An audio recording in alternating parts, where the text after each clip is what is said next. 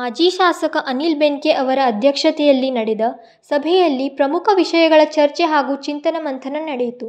ಮರಾಠ ಸಮುದಾಯಕ್ಕೆ ಸ್ವಂತ ಹಾಸ್ಟೆಲ್ ಕಟ್ಟಡ ಇಲ್ಲದ ಕಾರಣ ಮರಾಠ ಸಮುದಾಯದ ಪ್ರಜ್ಞಾವಂತ ಹಾಗೂ ಬಡ ವಿದ್ಯಾರ್ಥಿಗಳು ಪರದಾಡುತ್ತಿದ್ದಾರೆ. ಇದನ್ನು ಗಮನಿಸಿದ ಕಿಸಾನ್ ಯಳ್ಳೂರ್ಕರ್ ಅವರು ಸರ್ಕಾರದಿಂದ ಬಾಡಿಗೆಗೆ ಕೊಠಡಿಯನ್ನು ತೆಗೆದುಕೊಂಡು 5ರಿಂದ 6 ವಿದ್ಯಾರ್ಥಿಗಳಿಗೆ ಹಾಸ್ಟೆಲ್ ವ್ಯವಸ್ಥೆ ಮಾಡಿದರು. ಆದಾಗ್ಯೂ ಗುತ್ತಿಗೆ ಅವಧಿ ಮುಗಿದ ಕಾರಣ ಈ ಯೋಜನೆಯನ್ನು ನಿಲ್ಲಿಸಲಾಯಿತು. ಅನಿಲ್ ಬೆನ್ಕೆ ಅವರು ಬುಧವಾರ ಇಡೀ ಜಿಲ್ಲೆಯ ಪ್ರಮುಖರ ಸಭೆ ಕರೆದು ಅಭಿಪ್ರಾಯ ವ್ಯಕ್ತಪಡಿಸಿದರು. ಈ ಸಂದರ್ಭದಲ್ಲಿ ಅಮರ್ यळ्ळूरकर ಕೂಡ ಈ ವಿಷಯದ ಬಗ್ಗೆ ತಮ್ಮ ಅಭಿಪ್ರಾಯ ವ್ಯಕ್ತಪಡಿಸಿದರು. आज आम्ही जर कोल्हापूरला गेलो तर तिथं बघतोय की त्यांचा काळाचा जो आढावा आहे की त्यांचं असं म्हणणं होतं की ह्या हॉस्टेलमध्ये जर त्यांना राहायची माणसाला त्यावेळेला 1905 सालाचा काळ वेगळा होता, आताचा काळ वेगळा आहे की माणसाला जर पोटभर खायला मिळालं तर तो माणूस अभ्यासाकडे वळू शकतोय. त्यामुळे म्हणून ते हॉस्टेल काढले होते आणि त्याच धर्तीवर मराठा समाजाच्या वतीने इथे हॉस्टेल राहावं. आज जिल्ह्यातले पुष्कळशे गोरगरीब लोक आहेत, त्यांना जरी ऍडमिशन फ्री मध्ये मिळालं इंजिनिअरिंगला, परंतु त्यांना हॉस्टेलची फी भरायची त्यांच्याकडे परिस्थिती नाही आहे. त्या दृष्टिकोनातून आपण या हॉस्टेलसाठी ही जागा मंजूर केलेली आहे. त्यानंतर इथे डिस्ट्रिक्ट कमिटी होती आणि डिस्ट्रिक्ट कमिटीच्या माध्यमातून इथला हा बेळगाव जिल्ह्याचा कारभार केला जातोय आणि तो कारभार करत असताना त्यावेळेच्या बॉडीने असा एक विचार केला की कुठेतरी आम्ही एकत्र येण्यासाठी काहीतरी कार्यक्रम घेतला पाहिजे आणि तो कार्यक्रम कशाचा की बेळगाव जिल्ह्यातील गुणी विद्यार्थ्यांचा सत्कार करावा.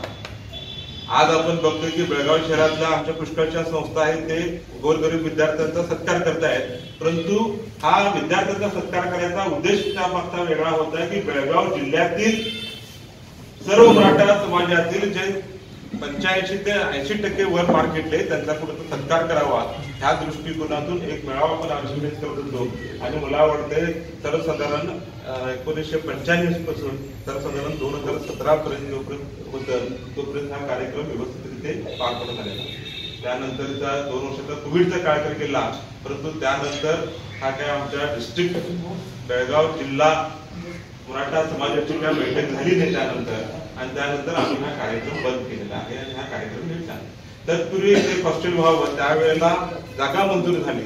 जागा मंजूर झाल्यानंतर एक छोटीशी इमारत झाली आणि या इमारतीमध्ये अगदी भागातली 5 मुलं इथे शिक्षणासाठी आणि त्याचा खर्च मेजर ते माझे वडील बघायचे, बाकीचे सगळे बेनके साहेब असतील, प्रवीण साहेब असतील, चौगुले साहेब असतील, यादव साहेब आहेत, असे थोडे थोडे वर्षभरातून करून मला वाटतं 5 ते 6 वर्ष इथे ते मुलं शिक्षणाला होती आणि त्यांनी इथून आज इथे शिक्षण घेतले, व्यवस्थेसाठी त्यांना राहायची व्यवस्था झाली, आज इथे चांगल्या पदावर आहेत आणि ते कार्यरत.